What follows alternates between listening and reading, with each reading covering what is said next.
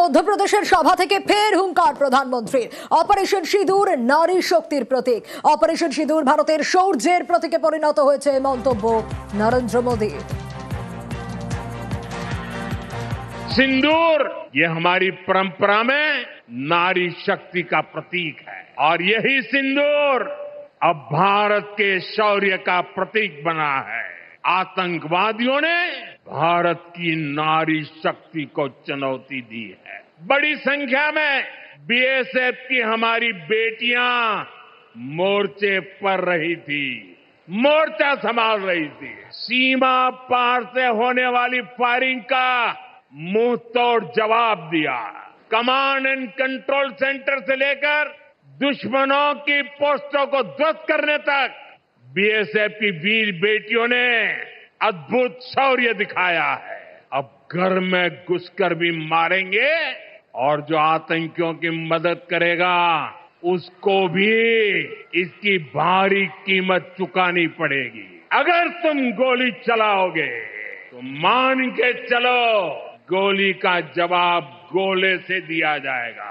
Operation सिंदूर हमारी नारी शक्ति के सामर्थ्य का भी प्रतीक बना है। অপারেশন শিল্ডে এবার অসামরিক মহড়া। পাকিস্তানকে সবক শিখিয়ে এবার নাগরিক সুরক্ষায় জোর। জঙ্গি দমনে উপত্যকাতেও পর পর অপারেশন চালিয়ে এবার নিরাপত্তায় নজর। যুদ্ধকালীন পরিস্থিতির মোকাবিলায় মক ড্রিল। আজকাল দেশের 6 জায়গায় মক ড্রিল। সীমান্তে পাক সীমান্তবর্তী 6 জায়গায় অসামরিক মহড়া। জম্মু কাশ্মীরে সন্ধে মহড়ার তোড়জোড়। রাজস্থান, গুজরাট, পাঞ্জাবে ব্ল্যাক আউট করে মহড়া। আগামীকাল মহড়া হরিয়ানা, চণ্ডীগড়েও। 29 মে দেশ জুড়ে 244টি জায়গায় মহড়ার ঘোষণা করা হয়। অপারেশন সিঁদুরের জেরে স্থগিত করা হয় কর্মসূচি। সামরিক বিরতির পর এবার আর দেরি নয়, আজ থেকেই দেশের 6 রাজ্যে অপারেশন শিল্ড।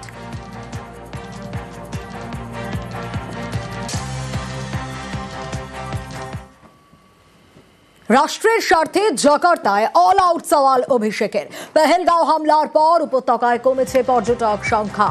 ভূস্বর্গের অর্থনীতিকে ফের চাঙ্গা করায় জোর। প্রবাসীদের সভায় অর্থনীতিকে আরও চাঙ্গা করার বার্তা তৃণমূল সাংসদের। ভারতে এলে 3 দিন জম্মু কাশ্মীরে ঘুরে যাওয়ার পরামর্শ। My humble appeal before all of you. Next time when you're planning to visit India, if you're planning to visit India for 7 days, make sure you extend your trip for 3 days more. So instead of visiting for 7 days, you should visit for 10 days. So another 3 days window I want you to dedicate, specially because I want you and your family to go to Kashmir and spend 3 days for betterment of India. Abhishek model অনুসরণে BJP. বিদেশের মাটিতে অভিষেক অনুসরণে BJP. সর্বদলীয় দৌত্যর ফাঁকে মনীষী স্মরণ অভিষেকের। Japan থেকে জাকার্তায় মনীষীদের সৌধে শ্রদ্ধা।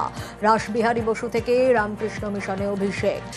অভিষেকের পর মনীষীদের প্রাঙ্গণে বাকি সাংসদরা। মনীষী স্মরণে পিছিয়ে থাকতে রাজি নয় বিজেপি। একসঙ্গে সব প্রতিনিধির মনীষী স্মরণের বন্দোবস্ত।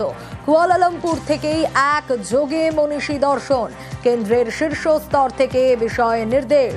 অভিষেকের চাপে সিদ্ধান্ত বিজেপির, দাবি তৃণমূলের।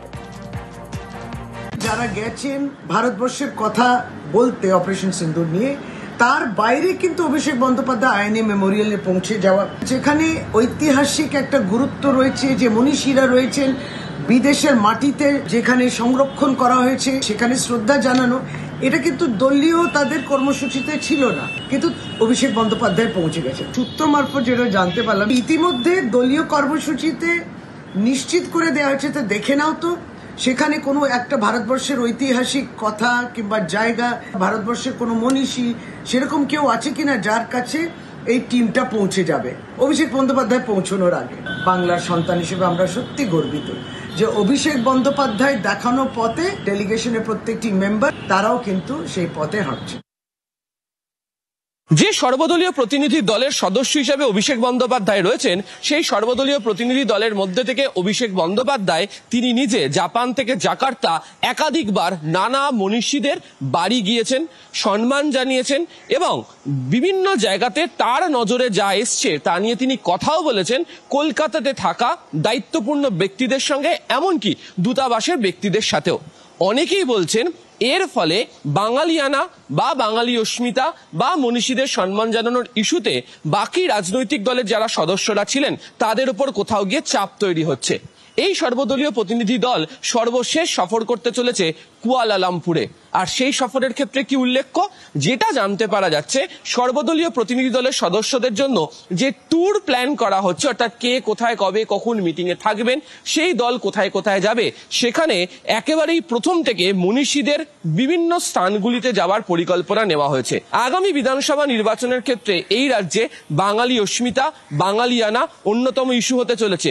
সেক্ষেত্রে দাঁড়িয়ে যখন তৃণমূল কংগ্রেসের সর্বভারতীয় সাধারণ সম্পাদক তথা সাংসদ অভিষেক বন্দ্যোপাধ্যায় বারবার মনীষীদেরকে স্মরণ করছেন, বারবার সেই আবেগকে উস্কে দিচ্ছেন, সেই জায়গাতে দাঁড়িয়ে এই বাকি রাজনৈতিক দলের প্রতিনিধি বা সদস্যরা মনে করছেন তারা বোধহয় কোথাও গিয়ে পিছিয়ে পড়ছেন।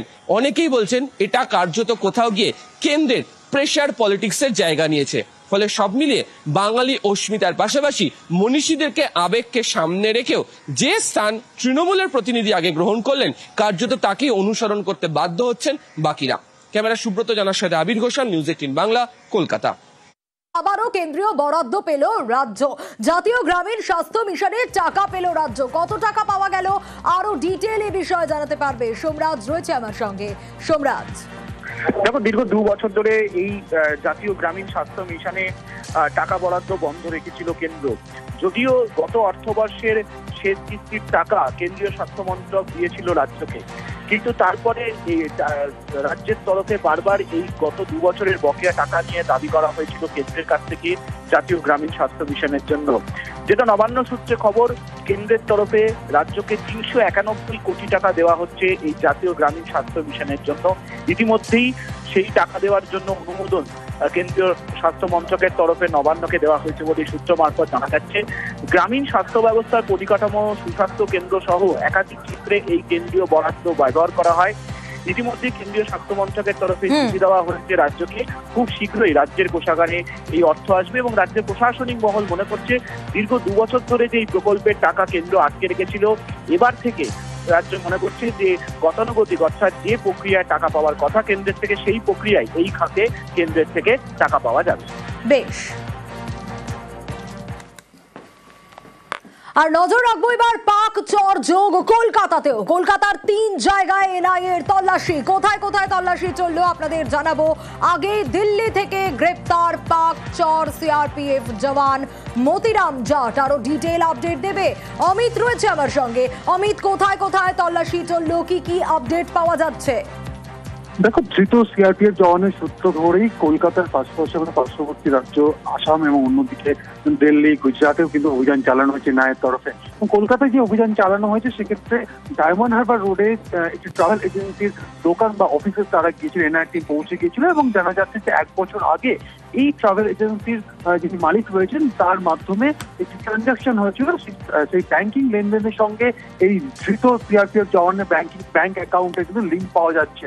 অন্যদিকে পার্ক সার্কাস এলাকাতেও কিন্তু এনআইএর তরফে অভিযান চালানো হয়, অন্যদিকে আসামেও একটা অভিযান চালানো হচ্ছে। মূলত ধৃত সিআরপিএফ জওয়ানের সঙ্গে এদের যে সম্পর্ক, সেই সম্পর্কগুলো কিন্তু জানার চেষ্টা করা হচ্ছে এনআইএর তরফে। তবে কলকাতায় যে অভিযান চালানো হয়েছে তাতে আর্থিক লেনদেনের তথ্য উঠে আসছে, এমনটা কিন্তু এনআইএর তরফে জানানো হচ্ছে। বেশ,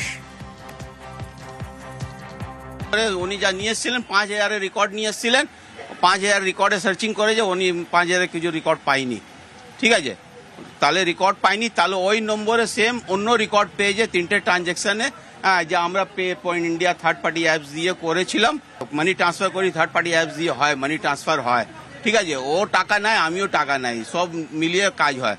তাহলে ওই 3টে ট্রানজ্যাকশন হয়েছিল থার্ড পার্টি অ্যাপস দিয়ে, বাস আর কিছু নেই। 3টে মোবাইল আর একটা ল্যাপটপ নিয়ে গেছে আর আমাকে বলে যে 11টার সময় মানডে আসতে হবে আপনাকে রাজারহাট। হ্যাঁ, তাহলে আমি যাবো, নিশ্চয়ই যাবো।